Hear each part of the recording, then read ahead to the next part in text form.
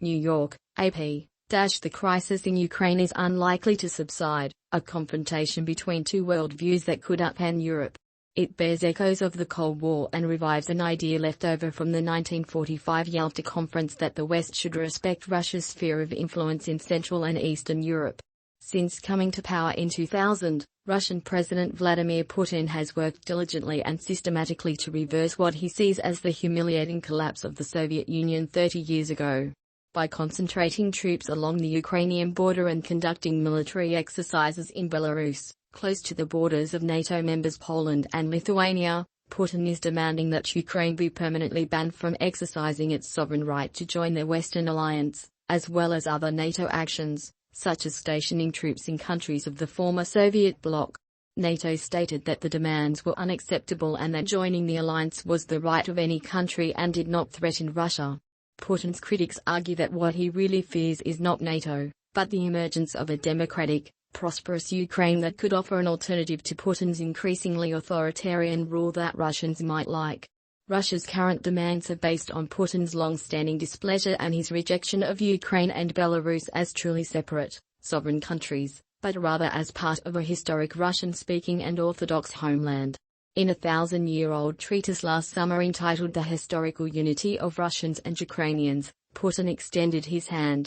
He insisted that the current division of Russia, Ukraine and Belarus into separate states is artificial, mainly due to the political mistakes of the Soviet period, and in the case of Ukraine, because of the malicious anti-Russian project supported by Washington since 2014.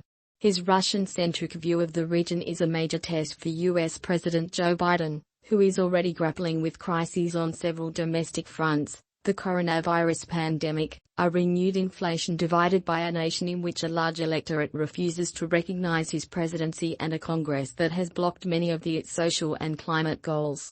Biden has ruled out military intervention to support Ukraine and has instead employed intense diplomacy and rallied Western allies to support what he promises will be heavy and painful sanctions against Russia if it dares to invade Ukraine. But depending on how the situation develops, he acknowledged that he might have trouble keeping all the allies aboard. The Russian leader has already invaded Ukraine once, but has hardly reacted. Russia took Crimea back from Ukraine in 2014 and supported pro-Russian Ukrainian separatists fighting the Kiev government in Donbas. During the silent war, 14,000 people died, of which more than 3,000 were civilians. Putin's strategy has been to try to recreate the power and sphere of influence that Russia lost with the fall of the Berlin Wall, at least in the former Soviet Union. He resents what he sees as Western incursions into former Warsaw Pact countries that once formed a pro-Soviet buffer between the USSR and NATO. Poland, Hungary and the Czech Republic were allowed to join NATO in 1999, followed in 2004 by Bulgaria, Estonia, Latvia, Lithuania, Romania, and Slovakia. Soviet-dominated after World War II, countries sought to join the Western Defensive Alliance and Western free market system to ensure independence and prosperity after the fall of the Iron Curtain. For similar reasons, both Ukraine and Georgia also want to join the alliance and have been recognized by NATO as applicants for membership in the alliance.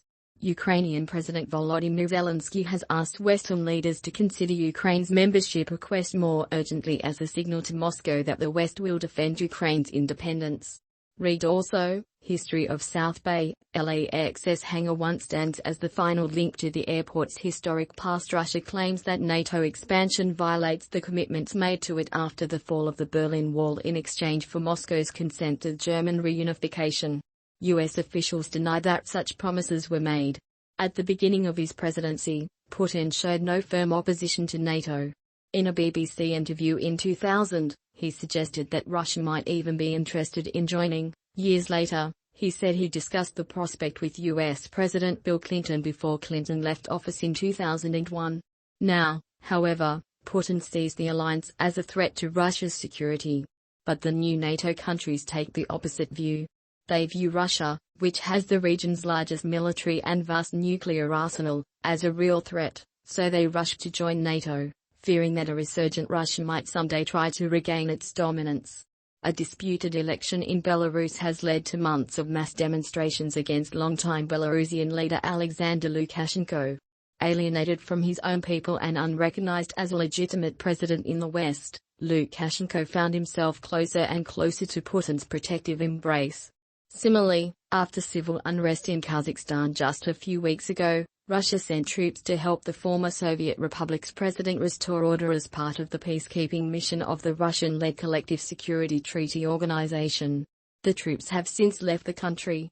Putin's goal was to re-establish ties with Russia's former Soviet neighbors while simultaneously challenging and dividing the West. Instead of leading Russia in a more democratic direction, he now appears to reject the very idea of liberal democracy as a sustainable model, seeing it more as a vanity used by the West to further its own goals and humiliate its enemies. He came to power promising to restore Russia's sense of grandeur. He took back economic control from the oligarchs, crushed rebels in Chechnya, gradually stifled the independent media, and increased investment in the military. Most recently, he banned several remaining human rights organizations in Russia. Outside of Russia, his intelligence agencies monitored the murders of critics and interfered in foreign elections, including offering covert support for the election of Donald Trump in 2016, the Brexit campaign in the UK, and various European right-wing parties opposed to European integration. In 2019, he told an interviewer that liberalism is obsolete, implying that the dominant Western ideal of liberal democracy no longer has a place in the world. The idea that Ukrainians are independent and can freely choose alliances is a farce for him.